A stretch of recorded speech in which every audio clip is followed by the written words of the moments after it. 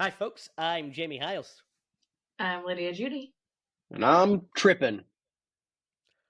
Okay, this is Screenplay Movies, the podcast where we review a horror movie each week. We go over the horror news, and Derek continues his streak of terrible intros.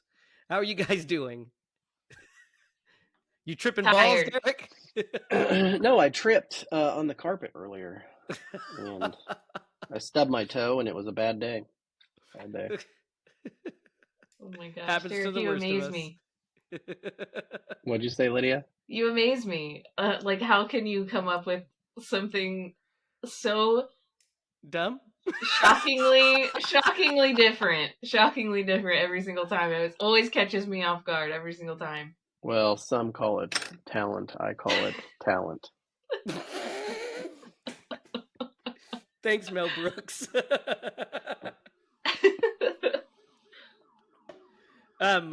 So guys, we have a great show for you tonight. We are talking about Eli Roth's 2003, guys, 2003 film, Cabin Fever. And let me tell you, uh, it definitely is very 2003. But yeah, so we're going to have a lot of fun talking about that. But first, guys, before we get into all the fun festivities, I wanted to break down a little bit of horror news. And we're going to start with this one here. It's just the first one I pulled, really. Matthew Lillard talks his Scream return. He says, I hope I don't F it up for everyone in his return here. He said his fear is that I come back and sort of punish something that I could never have touched and been just fine. I hope I don't F it up for everyone. So we don't really have a lot of news, just that he is very excited to and slightly terrified to be back because all he can do is really screw it up. That's what he says. I mean, you guys are excited for the return of Stu Macher, yeah? Yeah. Yeah. Regardless of how illogical it feels. Yeah, like yes and no. Like we all love Matthew Lillard. And we all love Stu Macher, yeah. Well, but Stu was a murderer. Yeah, but he was a great character for sure. Oh, yeah, but did it traumatize? How much traumatizing it did of my childhood, yet to be measured. But that is true. You were terrified of that movie for the longest time. Like specifically him being stabbed and feeling woozy, like still makes me nauseous to this day. That made me laugh really hard when I was a kid. Me too. I'm a little woozy over here. But we're we're sick people, Derek. What do you want from us? Liver alone. Yeah, Get you'll it? have to watch the episode where we talk about that in depth if you want to know how I feel about it. We do have a Scream episode. We also have Scream 2. They are both listed right here. So check those out. Those are fun episodes. We haven't done Scream 3, 4, 5, or 6 yet. Which we might pick here soon. We're on part 3, so Lydia's not scared.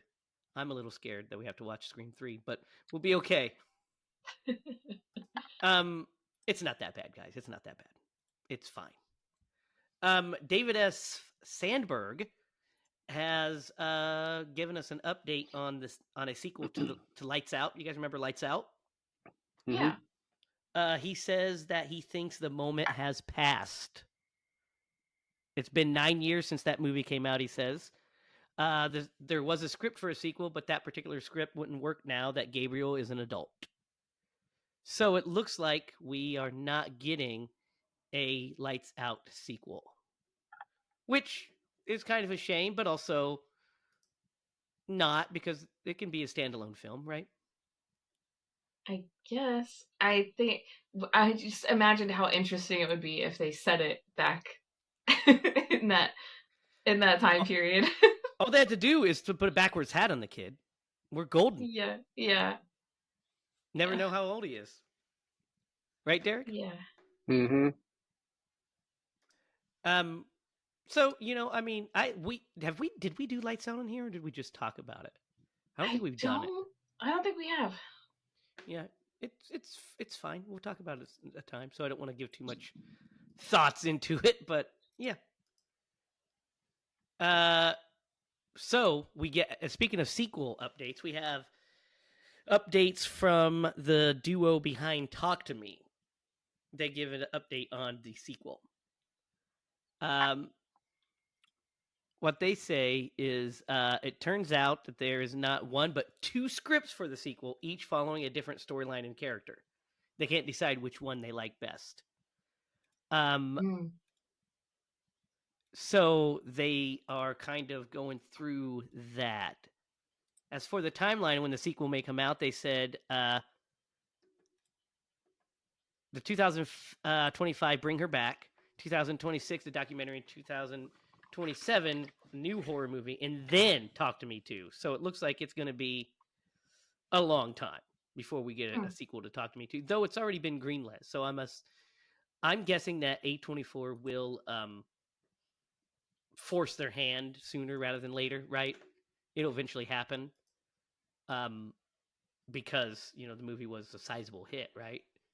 Mm-hmm. I mean, we had a lot to say about that movie, and it made buku bucks, didn't it? It must have. My shout out to my best friend Garth. He recently just told me that he actually liked the ending to that movie, and he hates like all horror movie endings. So it was like a rare gem for him. Well, you know, that's good. It's a good. I mean, I don't think we loved the ending. I think we were like kind of ambivalent to it, weren't we? Yeah, Like, yeah.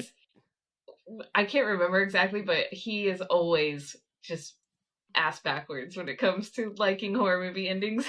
when it comes to liking things, he's ass backwards. Yeah, pretty much. So, guys, we got some Conjuring Last Rites news here. New Line says that Conjuring Last Night is the final installment in the mainline series, in basically the last installment of Patrick Wilson and Vera Farmiga playing the Warrens, allegedly. Mm-hmm. But what New Line CCO Richard Brenner is saying is that it's merely the ending of Phase 1 of the extending Conjuring universe. And they said that it's doing great. It's testing through the roof. And they're, you know, so they're super excited for it. He says, so while this is the last of what we call Phase 1, we are hoping that we can make more. So, guys, what it sounds like to me is that this movie is good and it makes buku bucks, which it will, that we'll probably see Patrick Wilson and Vera Farmiga in the near future. What do you guys think? When they turn it into a miniseries. Derek, we are filmmakers. Would you and your miniseries get out of here? I'm just saying this would be epic as a miniseries. I think at this point it kind of is. Yeah, well, that's what sequels are essentially. But yeah, what do you guys think? Yeah, I can't imagine because like where they're at. I mean, we just covered the third movie, The Devil Made Me Do It, and he's like having like heart problems and things like that. So I'm definitely really curious where they're gonna go with the story. I mean, they don't have to be in chronological order. That's true. They could even recast the two of them and like give them like you know, other stories just set different time period. They can. I, however, would be totally against recasting. I would too. The reason that I watch these movies is those two actors in those characters. They kind of are the reason that they work, I think. Because without them, and of course James Wan's special sauce, it would just be another generic horror movie, right? All right. These next two kind of lean into each other. These are the last two. The Black Phone 2. Did you guys see anything about this? So the first footage was shown at CinemaCon last night, and we don't have it, but what we have is like a recap of what the teaser looks like, right? Which begins with a payphone booth off on the side of the road. Finney is walking, and he stops at the payphone, and we see 3 photos being placed on a table. But we don't care about all that. But basically, here's what happens. Finney answers the phone, and a grabber appears on the outside. Hello, Finney. Did you think our story was over? You, of all people, know that death is just a word. Finney is shown in the phone booth a lot with scenes of the other kids being attacked and nearly murdered. So kind of basically, the grabber is Freddy Krueger now, is what it sounds like. What? So it says Andrew Salazar says the grabber goes full Freddy Krueger and is seeking revenge on the kids from the first movie from beyond the grave. He's got full demonic powers now and can make the children hallucinate incredibly cruel deaths. Oh gosh. What do you guys feel about this? I mean, I guess that kind of makes sense because if you're in a world where these kids are, ghosts or spirits or whatever that can interact with the world, like I guess he potentially could too, so. Good point, Derek. Good point. No, I do have a point. So, it was alluded to that he had some connection to that site as well. Because when they're in the basement, he made a statement. I forget specifics, but he yeah, heard the phone. I don't. It does sound a little Freddy Krueger for sure. So yeah. As long as they execute it well, I kind of don't care. I mean, they're good filmmakers. They probably will, but I don't know if that's the direction I would have taken. I don't know, man. I'll hold off my judgment until I see the trailer and stuff, but I don't know about this. I don't know about Freddy Krueger Grabber. Yeah, I thought they would have went with a different killer solving a different mystery kind of. Yeah, kind of keep it more real world based with some supernatural tinglings. Yeah. No, they're just going full on. Hey Nancy, I'm your boyfriend now. Basically, well, like. we haven't had a Freddy Krueger movie in over a decade, so there's a void, fill it. Well, Derek, speaking of Freddy Krueger, in the fact that we haven't had a Freddy movie in a decade, here's my last bit of horror news. New Line hopes to make another Nightmare on Elm Street movie soon. The problem is that it's complicated. Yeah. So that same COO, right, or CCO, that was mentioned with The Conjuring, when asked about a new Nightmare movie, he said, "We hope so. It's complicated because of the rights." So, I mean, the fact that they're still trying to figure it out and wanting to do it is a good sign. I know that the Craven estate owns the rights to Freddy, which they should. I wish Wes was alive so he could have got the rights back to his character himself. But yeah, I mean, we need a new Freddy. This is kind of a good inkling that he's still in the conscious of these people. You know what I mean? Well, how could he not be? Yeah, how can he not be? But we do know that the 4K box set is coming out this year. So, all 7 Nightmare films. There's technically 8 because the remake is also in there, but I only count the 7. There's only 7 for Nightmare on Elm Street movies, but all 7 Nightmare films will be included in the box set on 4K for the first time. So I will be picking that up because, duh. Right, Freddy? Right. And that wraps up the horror news. So before we get into the film, be sure to click on the link down below and check out the opening scene because we have some big movie news coming up very soon. Things are looking pretty exciting, right, Derek? Oh yeah. Can't wait for you guys to see it. There's some cool stuff coming up. We'll be announcing. I'm a blank slate. And we will be appearing at where, Derek? We will. Erie Culture Fest. I just told you what it was. Sorry, I passed it off to Derek. That was my mistake. You can't just throw that at me, man. I got to be prepared. But go ahead, give them the rest of the details. Yeah, so we are going to be at the Erie Culture Fest. We're going to have a booth. We're going to set it up. It's going to look amazing. We're giving out lanyards with our teaser poster. Going to show the opening scene and have lots of fun, meet some people, hopefully get some connections. And who knows, I might just do the robot while I'm there. Derek, we want people to come to this thing. We want people to come to this thing. They will at least be entertained or scared, one of the two. So yeah, if you guys are out and about in the Upper Ohio area, come on down or up, I suppose, wherever you are. Come and meet us in Erie. That'll be a lot From of the fun. side, either side. Yep, we can't Find quite us in see the you middle. because of your great special effects behind you. Hey, state of the art, man. State of the art. So guys, picture it. It's 2003. Lydia, you are watching Muppet Babies or some shit. No, I did not watch Muppet Babies. How old were you in 2003? Did you do the math, Jamie? You were 10, right? Is that? Oh yeah, it's 10. Sure. Yeah, I was 10. Not watching born in Muppet 93, Babies. so that makes sense. That makes sense. Yeah, don't worry, I'm good at math, I guess. I was watching a lot of SpongeBob. You know, Hey Arnold, living the life. Hey Arnold, move it, football head. Yeah, So Lydia was watching Nickelodeon. Derek was a grizzled old man by that point. You'd graduated a few years before that, right? One year before that. And I had not yet entered my 20s. Maybe I was on the brink. I was a junior in high school. So all right, I might have been actually 20. When this happened, I was probably a junior I was a junior. Going into senior year probably. So this movie, I remember it very well. I mean, it's technically a 2002 film, so it's even earlier.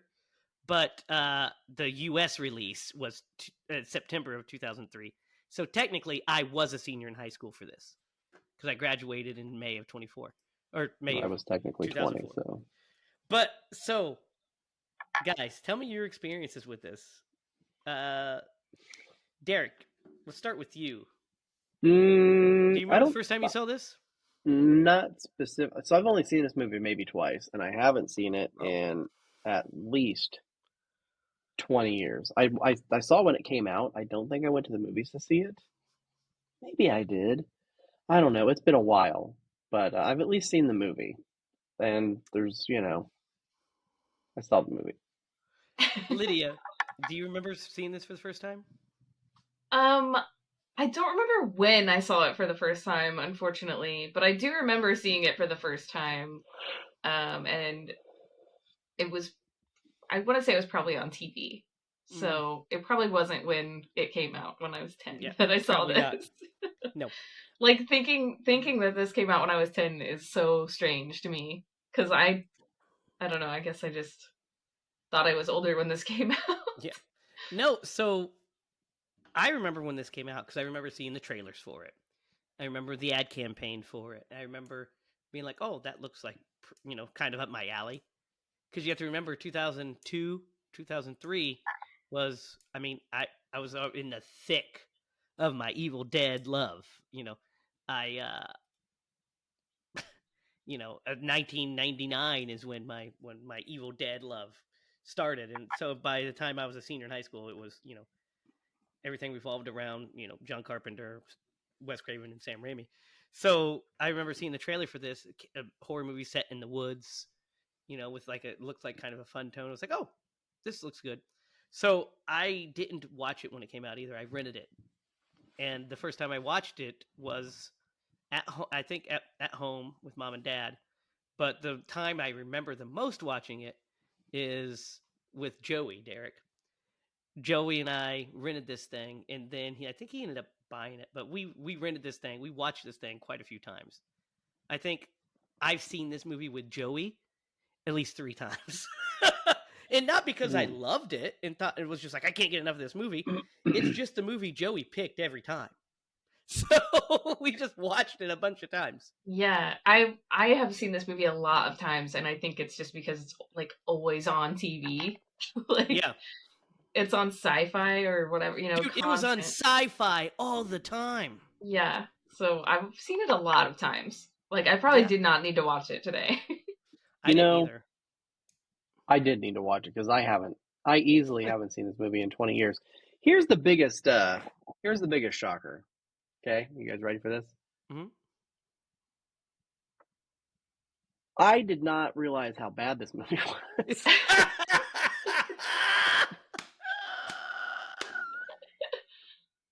He just I puts it on Front Street. He just puts it out there. man, when I started watching this, I was like, man, this is I don't really remember this movie being this bad.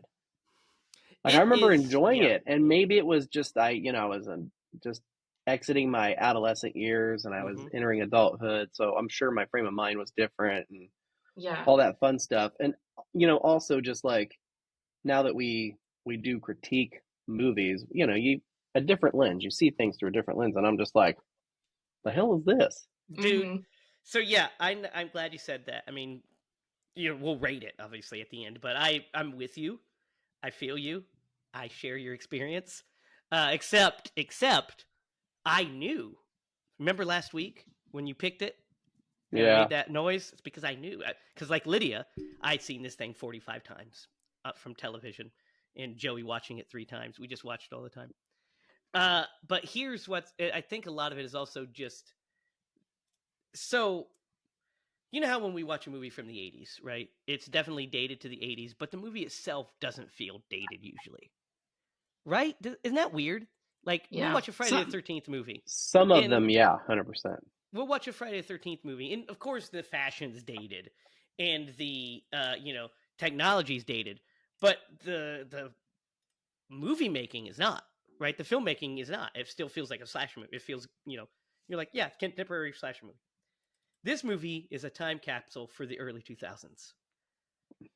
Like from the way it's shot, the way it's scored, which I have some shit to say about this score, uh, to the dialogue and to the just clothing and stuff as well. But it has an early 2000s sheen on this guy, like hardcore, right?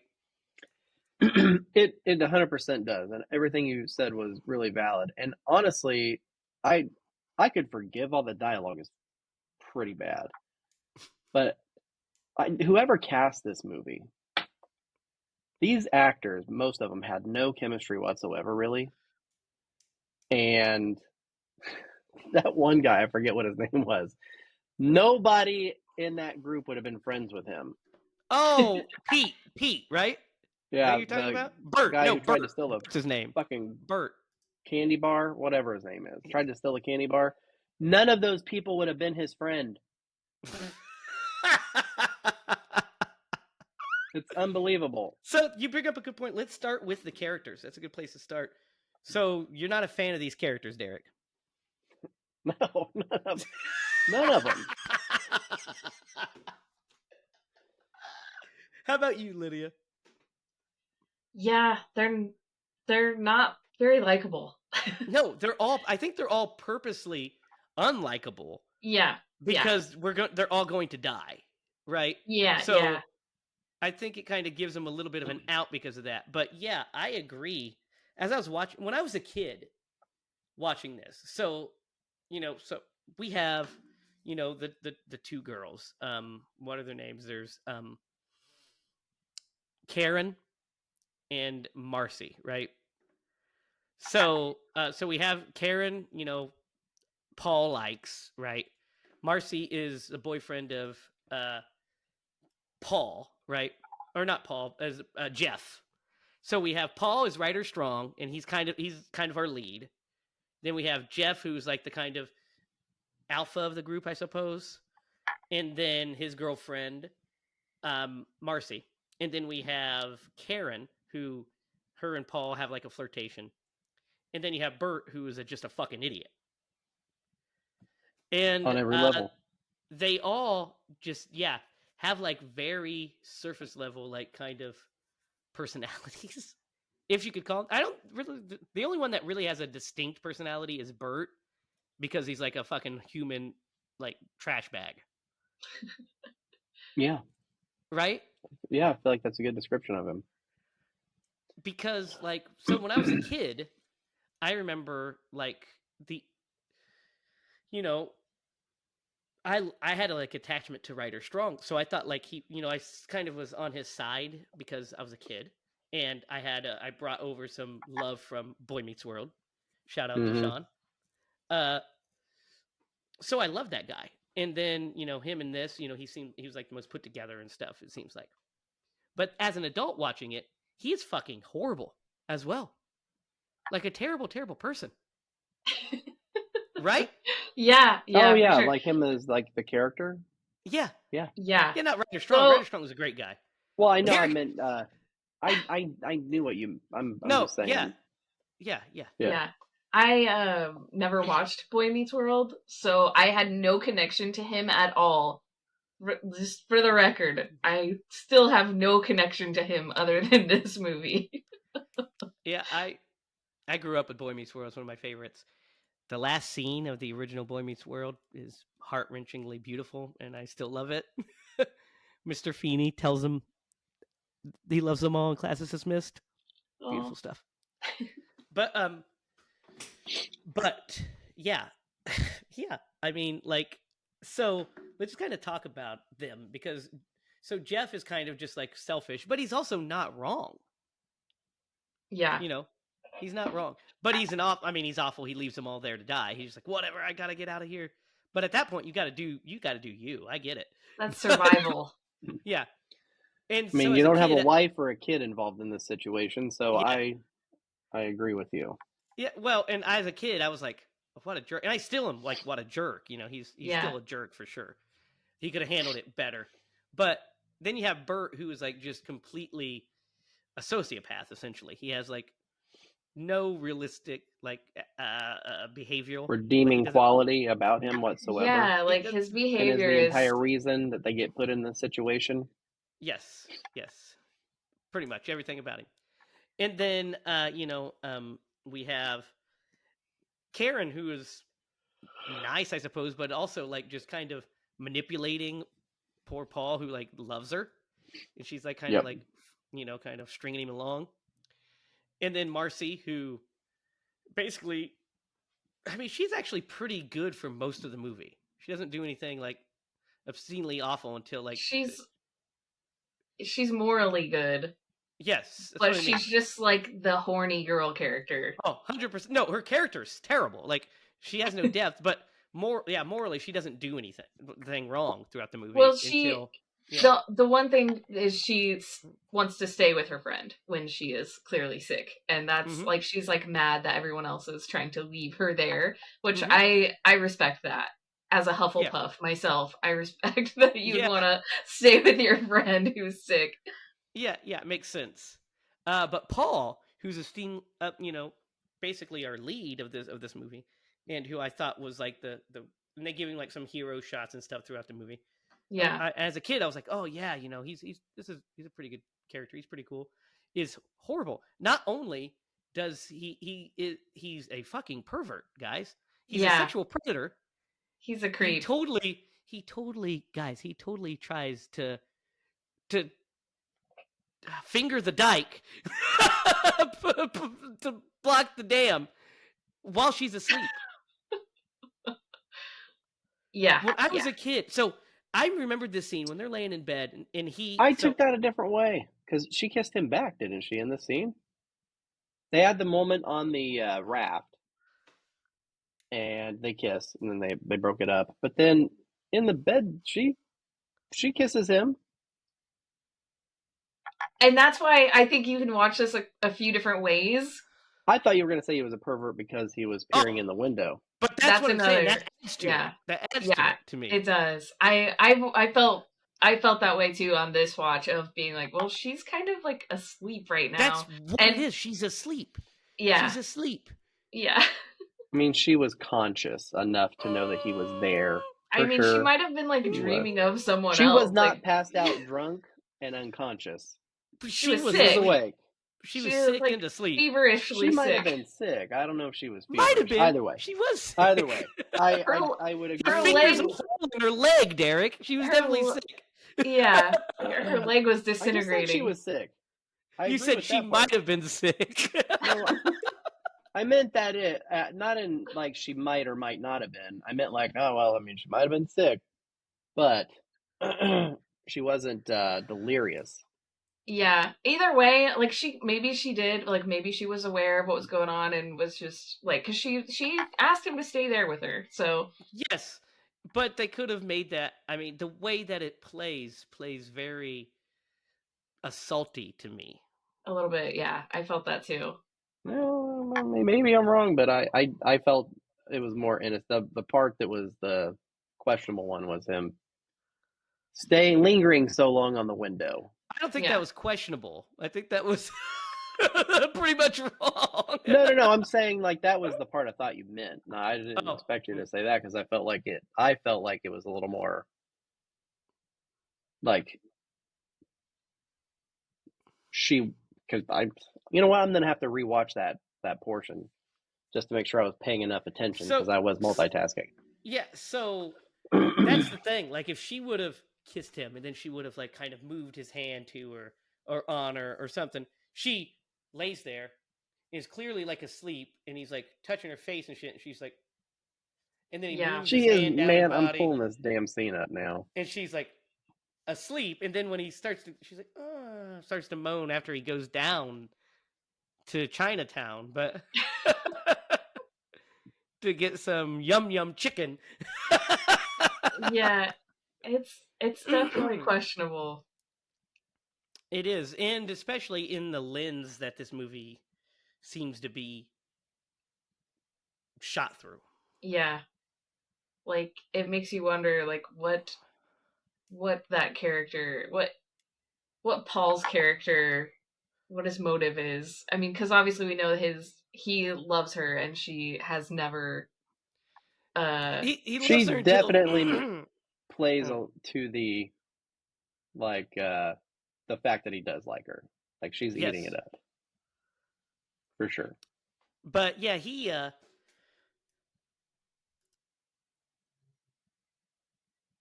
but yeah, he is like, yeah. So he loves her until he doesn't. Until like she starts to get sick. Like, he doesn't put up too much a fight when they lock her into the fucking, horse stable. And he doesn't really Oh, that think wasn't too a horse hard. stable, was it? That was just the barn It was or the the out the barn, but it shack. felt like a horse stable. Yeah, well, it had the double door, like double the doors, like a horse French stable. Yeah, door, French yeah. door or whatever. And Dutch then door. and then not only that, but like he kind of doesn't hesitate at all to smash her face in with a shovel when I there is mean, it, literally when there's literally a gun that he just shot a dog with. Yeah. I guess that's a good. Maybe he was out of bullets. He takes the gun with him, and then he shoots the deer with it. Well, maybe he's All right. Well, rationing maybe his he wasn't. bullets. Yeah, maybe he was rationing the bullets. Maybe, or maybe he's a fucking psychopath because he seems to enjoy the killing once it starts. And when he pokes that dead body, it's like, what are you doing? Dude, that we've got to talk. We'll talk about that here in a minute. We'll get there. We'll get there. Yeah, but Paul just sucks in my opinion. I don't like Paul. He sucks. Yeah, he kind of does. He kind of does. Like Like all the characters. when you're watching this when you're so young and you're just like, oh, that's like he's our hero clearly, and you're supposed to like him, and then now Yeah. you're just like, wait a minute. Well, the thing that he had going for him as a character was the actor. Like, you really have an attachment to him because Jamie mentioned it earlier. Like, it's really hard to get over the fact that he's not Sean Parker. Sean Hunter. Sean Hunter is what I meant to say. Sean Hunter. It's really hard to get over that fact. And that he is Paul in this movie. Which actually, Yeah. I had a discussion with my wife about how, like, him being typecast as Sean Hunter might have been the reason why his adult career didn't take off. But, like, it was really hard to separate that. But I think that's what he had going for him. Like, people were like, because, yeah, character man. None of it. I like him like as being cast in this movie as having Yeah, no he's good. attachment to him Yeah. at all. I think his Like, I'm performance going is with fine. 100% on the Yeah. writer. Eli Roth. Yeah. Yeah. Except for Bert. I've never really liked anything that actor has done. But yeah, Bert just is an idiot. Like, he's a catalyst for everything, obviously. So he shoots the guy that was, which, by the way, again, I don't know why that guy decided to like poke the dead dog while he was walking in Yeah. the woods. And Yeah.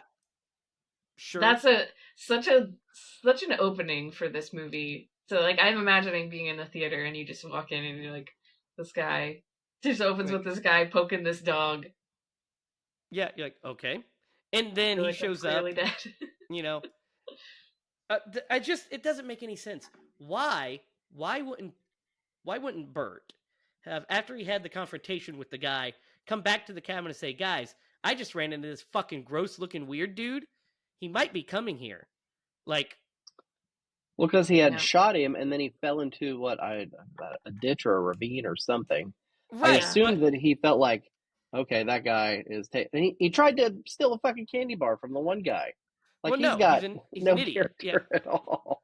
He's Yeah. probably like, no one will know. No one will know. But it This just guy, he's makes. not going to come around. Is this guy based off of your brother, Derek? It could be. He has a lot of Very J well. They tendencies, have a I lot feel of like. yeah. They have a lot of traits. Yeah. No, my brother at least has a criminal mind. He would have tried to bury the body before he left. That's true.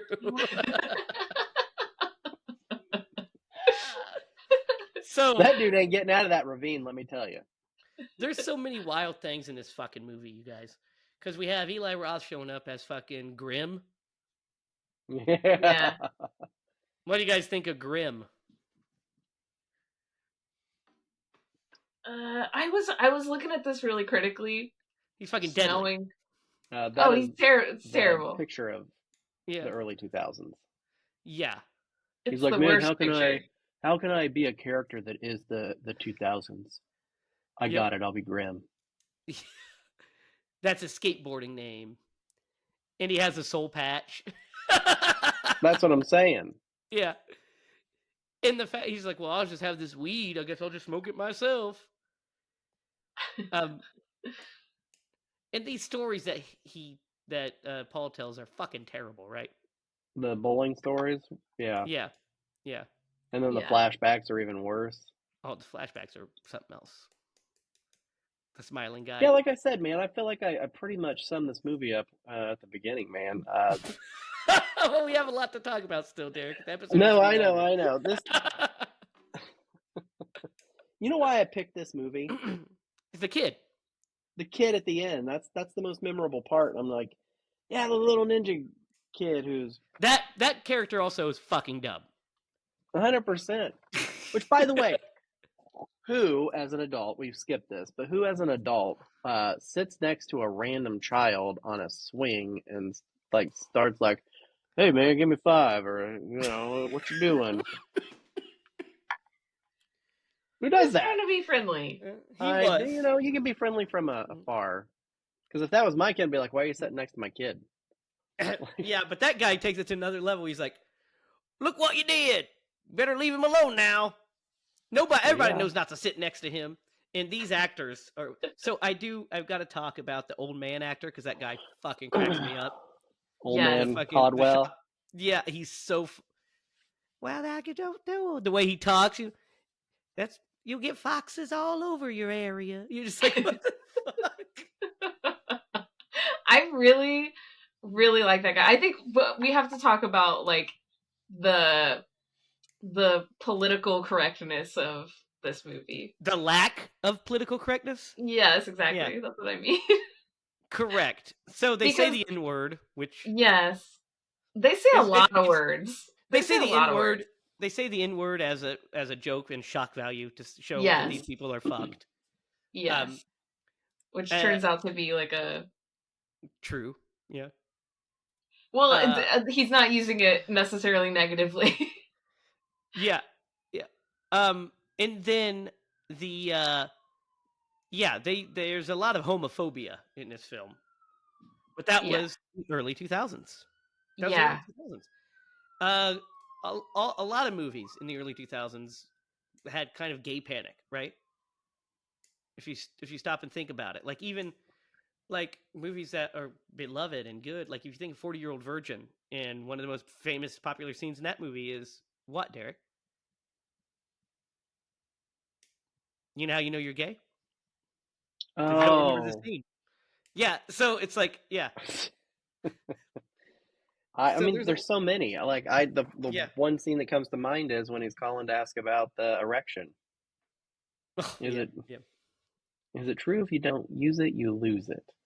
That was the farthest from my mind. Yeah. Is that a ficus plant? Fucking ficus. But no, so yeah, you're right, Lydia. There's a lot of that because I mean they make quite a few gay jokes in this. Yeah. It also does seem like they're kind of just making fun of everyone, though, at the same time. It's just... No, I don't think Eli Roth's it's hard to... homophobic. It's just how it No. was back in the day. Yeah, definitely. And I think he's kind of making fun of the fact that everyone was this, like, just outrageously, like, homophobic Horrible. joking about it. Yeah. And saying the N-word, and then, you know, you have the kid that clearly has a mental disability who's biting people and stuff. Like, and the rednecks that are all over the place. You know, they end the song, or they end the movie with, like, a banjo like, playing song or whatever. So, dude, they also say the R word as well. Yeah. After he talks about being gay, he says, "I don't care. You know, why are you going to shoot the squirrels? Because they're gay," which is the dumbest thing I've ever heard in my life. Which is stupid. Yeah. Yeah, and then he's like, "I don't care if they're gay or straight. I just want to kill them." And then she calls him an R word, and you're like, "What is going on here?" Yeah. It's like the worst caricature of teens and young people at that time. Yeah. Not the worst kind of, just not caring about anything. So the makeup effects in this movie. Let's talk about those, and then we'll talk about cinematography and editing because I've got a lot to say about that too. What do you guys think of the makeup effects? Top notch. I think they're pretty solid. Yeah. I think the only complaint I have is like the blood splatters that are clearly just like blood in a cup that just gets dumped on someone's face. Yeah. It doesn't look like it's actually coming from what it's coming from, but it's still fun. I also don't love the Karen's makeup effect. Okay, yeah. Oh, where her face is eaten off? Yeah. Something's going on with that, for sure. You can kind of just see too much of it, I feel like. Too much of the seams and stuff because it's so well lit. You know what I mean? Yeah. But, like, the rest of it's pretty good, I think. Like, I think what's-his-face, the hermit from the beginning, Billy or whatever the fuck his name is, Henry, that's it. His face looks really good when he comes to get the help and they fucking catch him on fire and shit. Mm-hmm. I think his makeup looks really good. Yeah. What do you guys think? And you got a fire stunt, so that's like a bonus. Yeah. Yeah, the fire stunt was good. Yeah, the fire stunt was good. And his makeup was really good. He runs into the woods, which is concerning. Yeah. Well, what do they call him? Smokey called him something else, not the bear. Smokey the Clown. Smokey the Clown, that's it. Smokey the Clown. You mean Smokey the Bear? But that dialogue like that, it's like sometimes they don't quite come across like they were probably intended. Don't land. But guys, let's talk about who's fucking one of the weirdest, wildest characters in any fucking movie, which is Deputy Winston. Oh my gosh. Like he's like more ridiculous than Bert or whatever. He's more ridiculous than anybody I've ever seen in my life. I know, but he's at least funny. Bert's just obnoxious and stupid. Party man. Yeah. Hey, party, you want a party? And he's just, what is going on? Y'all get a tow truck up here right away. Your priority, party man. Yeah. No, I know where all the parties are. Yeah, this is like, something about this is really scary. Dude, also, what's weird is the dynamics. What makes the scene not quite work is like the dynamics between he and Ryder Strong's reaction to it. Instead of just being like, he's like, yeah. Yeah, because like he's kind of just like an amplified version of all of his friends, he's like clearly not on his friends' level. Like they kind of pick on him like the guys. Yeah. So he's just like not on the same level as these idiots for sure. wild. That character's wild. So everybody meets their gruesome end. What do you guys think of these deaths before we get into the editing and cinematography? So, Bert gets hunted down by hillbillies, gets, bitten by Pancake's kid. That's when he pops out and says your favorite line, Derek, pancakes. Pancake. The fact that he just Well- says, no pancakes! Yes. So, yeah. So he drinks the water. He loses the bet. Oh, every time that somebody takes a sip of this damn water, Yes. they're like that little doo. Like, you know what I mean? There's that audio cue, and you're like, all right, the first time, I get it. The second time, okay. Every time, we get it, man. We get it. Oh my gosh, yeah. Yep. Yeah, so him getting hunted down by the hill, which is so wild to me. So what it just is such a weird leap that he goes there for help. The kid bites him, and then he's like, "We got to take care of this." Yeah. And they decide to become a vigilante mob to murder this guy. That's kind of like The way 0-100 very quick. The way he like spells it all out for you, that he's processing like, well, we need to get rid of you then. Like, Yeah. It's like, well, just do it then and stop talking about it. That actor, guys, that actor. Yeah. Derek's face.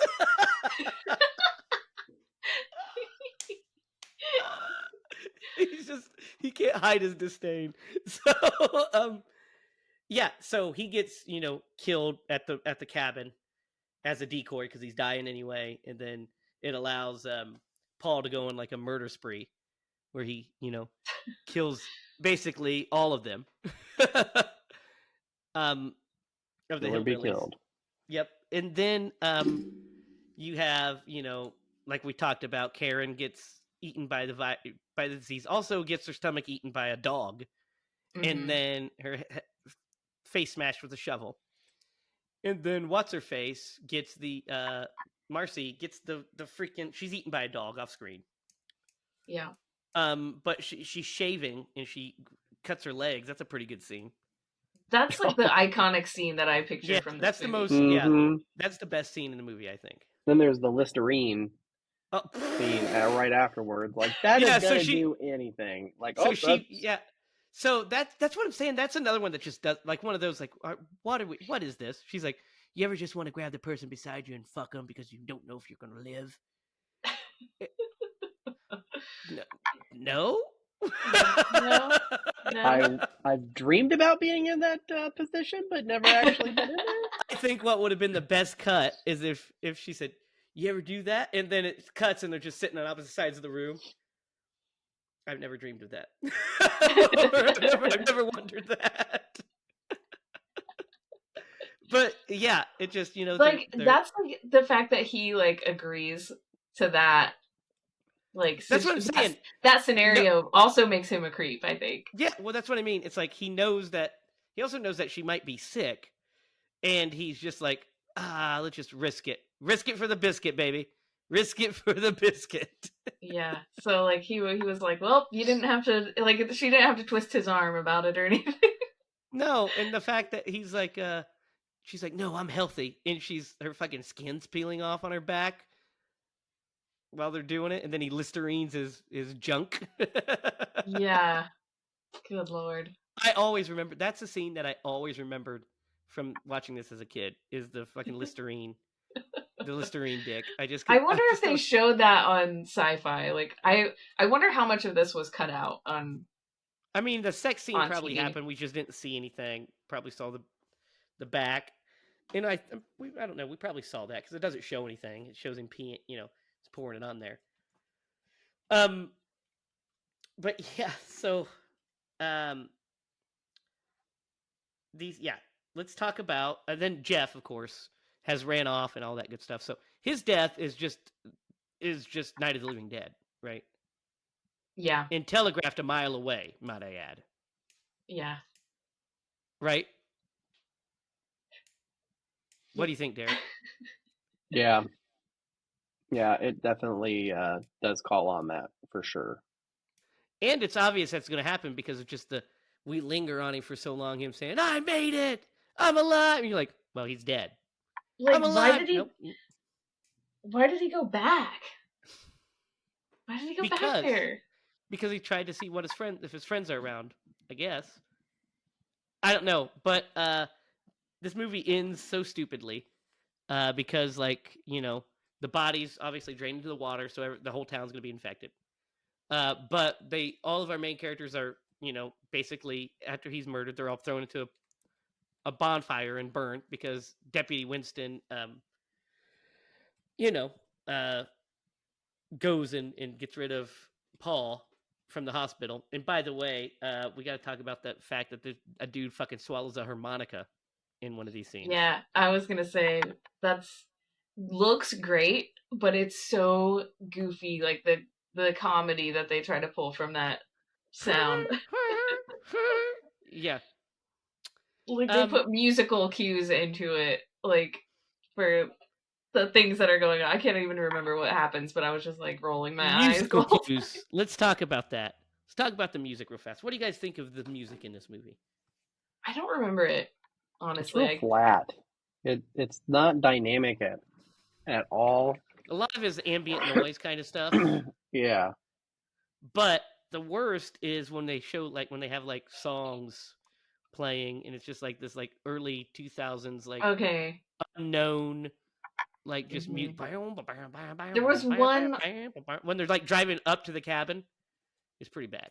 There was one scene. Oh, when they're in the car and they're driving to the cabin, yes, and she has her head on his shoulder, on Paul's shoulder, and Bert leans his head over to his other shoulder, and that made me laugh really hard. The music choice that was yeah, just like it changes. It changes to like a soft song in that moment. I think it was really what do you guys think of the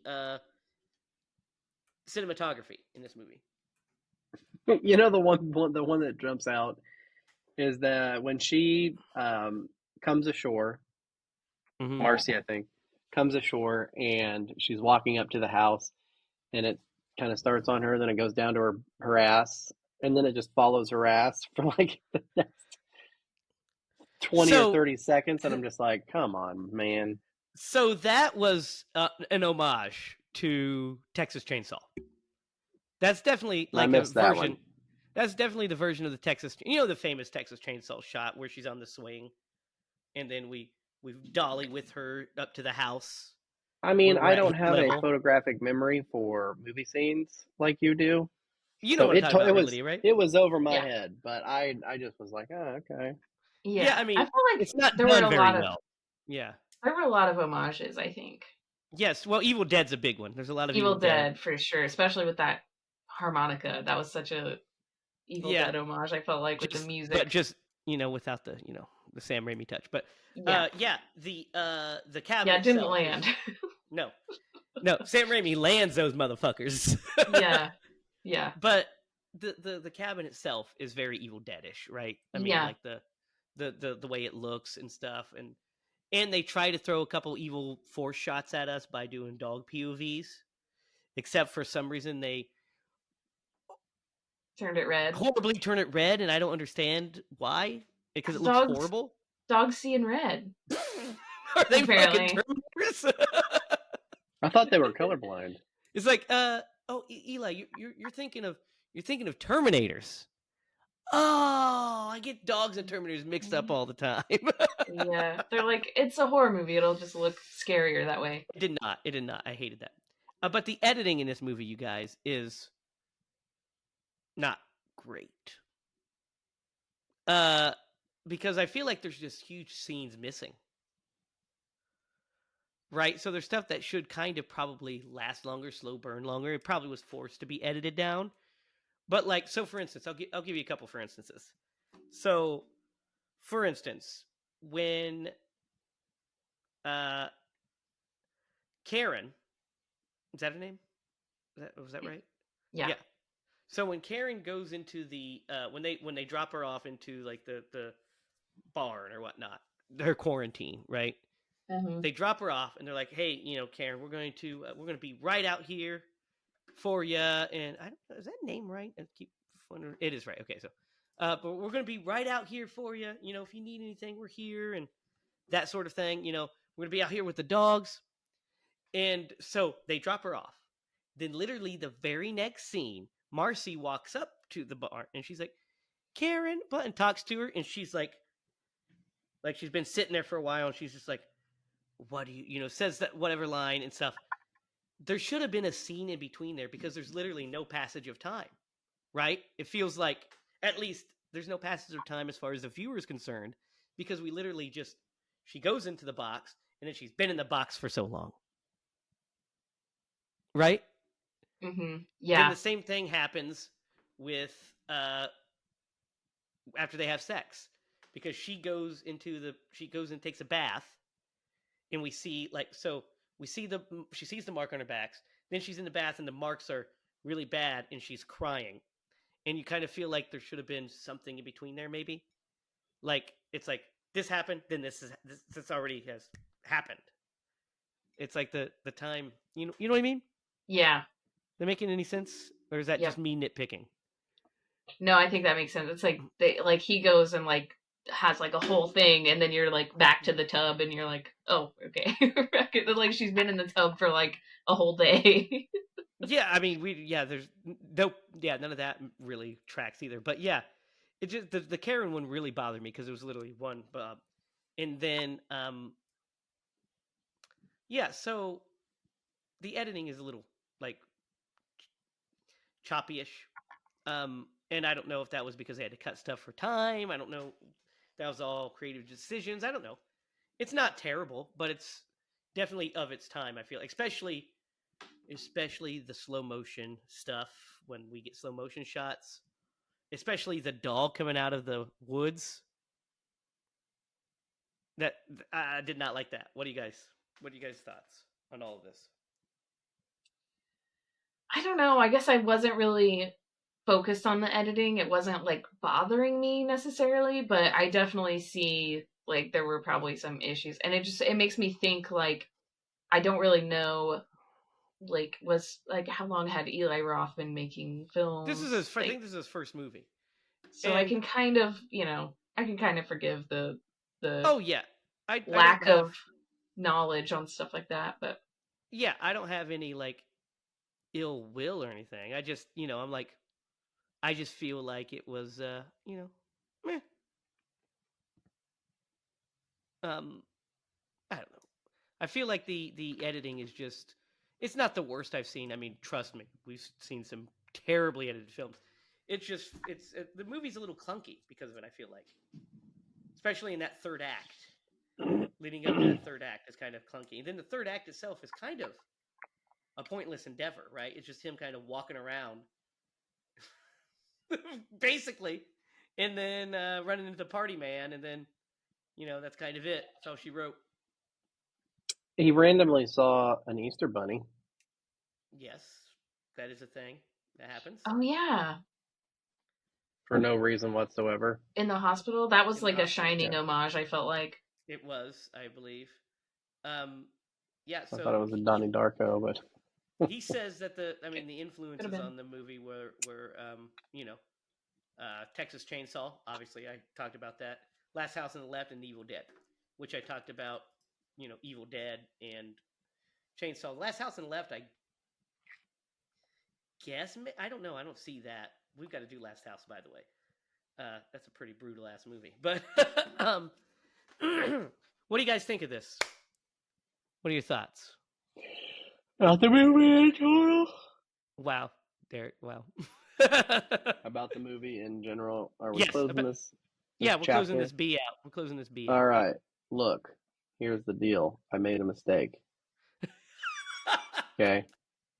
And you got to be willing to own up to your mistakes. And I made one. This movie was not as good as I remembered it.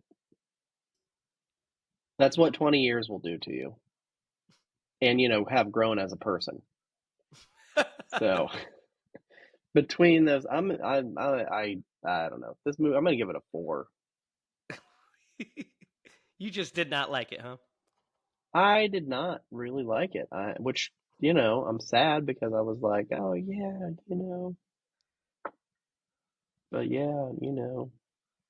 Oh my God, Lydia, you go, please.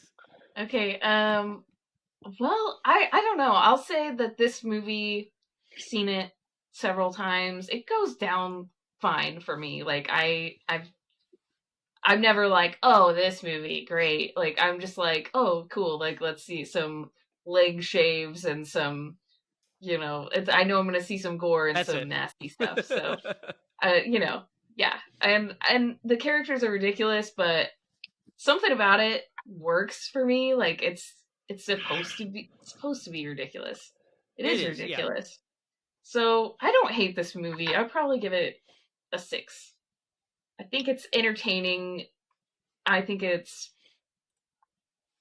just it is what it is, I guess. I don't know. Yeah, so I'm right there in between both of you. I don't think it's quite as. I mean, there's parts of it that while I was watching it this time, I was definitely like, a lot of this doesn't work for me. Uh, but there are things that I think are fun still, and I know that some of the stuff that's super deadly and weird is supposed to be there to be funny. It's just it doesn't land for me personally. That's not saying it doesn't land for everybody, but for me personally, it does. Some of it doesn't land. Some of it does. Some of it does. I can totally see myself. So I could totally see myself writing a script and writing the Pancake Kid, for instance, and thinking it's hilarious. But I also see myself upon script revisions cutting that out. Right? I could see myself totally making that decision from as an artistic, like this is hilarious, and then as the movie develops, saying, I don't think this might not work for the audience. That's Mhm. me. Mhm. Um, but I also am not Eli Roth and make big budget horror films. So he obviously did something right. But I'm in between you guys. I'm gonna give it a 5. I don't think it's like terrible by any stretch. It just kind of worked okay for me. Um, but you know what would make this movie even better? You know how we could have made this movie, Derek, from a 4 to at least an 8. That is to Mm-hmm. Atkinize this movie. Who would Tom Atkins play? A He would younger play. version of himself. He would play Winston, Is Winston the party man. The deputy. No. He's actually, in my opinion, he's one of the shining. Because he's so different. And I wouldn't replace him. I would replace any of the other characters with a younger version of Tom the Yeah, Stud. obviously, but I mean, Paul does get his fuck on. Tom definitely would have got his fuck on. Yeah, that's true. Yeah. But yeah, I don't know. I think he would. I think he would be good as any of the characters. They just throw him in as Paul, I suppose. Yeah. That's a tough Yep, one. it He's is. he's he's too smart to be in this movie. Exactly. He's like too good to be. Like none of the characters are Tom Atkins characters.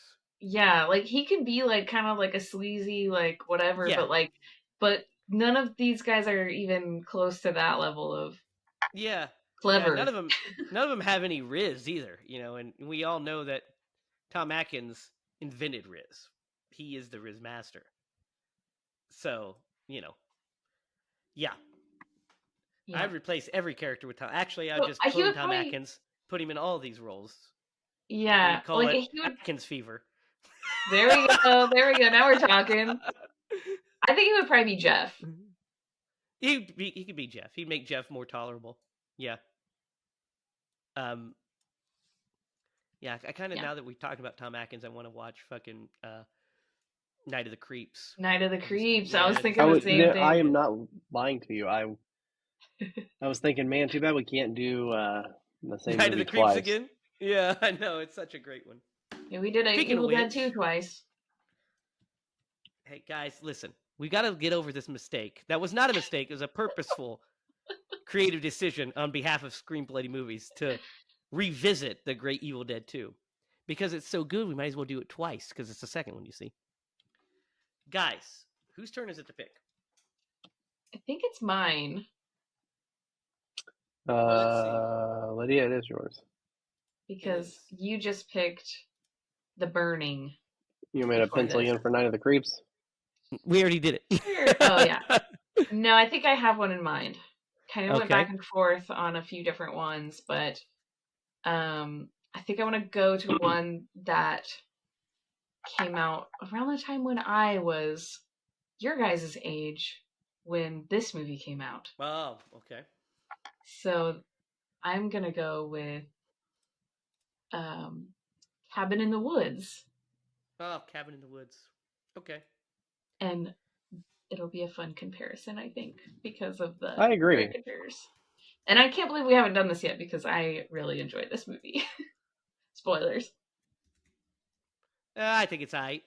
We'll get to it. I do think It it'll be is better than this streaming one. on Pluto. Cabin in the Woods. So you can watch it for free on Pluto. It's also on Amazon Prime for free as well. YouTube, Apple TV, Google Plus, Movies, and Fandango at home. So we are doing Cabin in the Woods next week, starring Thor. And written by Drew Goddard, or directed by Drew Goddard, and written by Drew Goddard and Joss Whedon. So, we have that to look forward to, our conversation on Joss Whedon. So that's our show for this week, guys. Like I said, in the description, you'll see a link to the opening scene. Go there, check it out, like it, share it with all your friends. Go to the Facebook page that is in the description. Like that, join us, join our cult of fun, and look out for all of the news on Secret Admirer because it is going to be a blast. And you can compare our teenage characters and their dialogue to this one when it comes out and see if we're full of shit, if we're talking out of our asses, or if we know what we're talking about. We'll let you be the judge. But in order to do that, you've got to go and support the opening scene, and it'll get made. So, until next week when we talk about Cabin in the Woods, I am Jamie Hiles, and for Lydia, Judy, and Derek Lasser, this has been Scream Bloody Movies. I will see you later. I forgot my own sign off, so I'll try it again. Remember, if you're going to scream, that's it. Scream Bloody Movies. Good night, guys.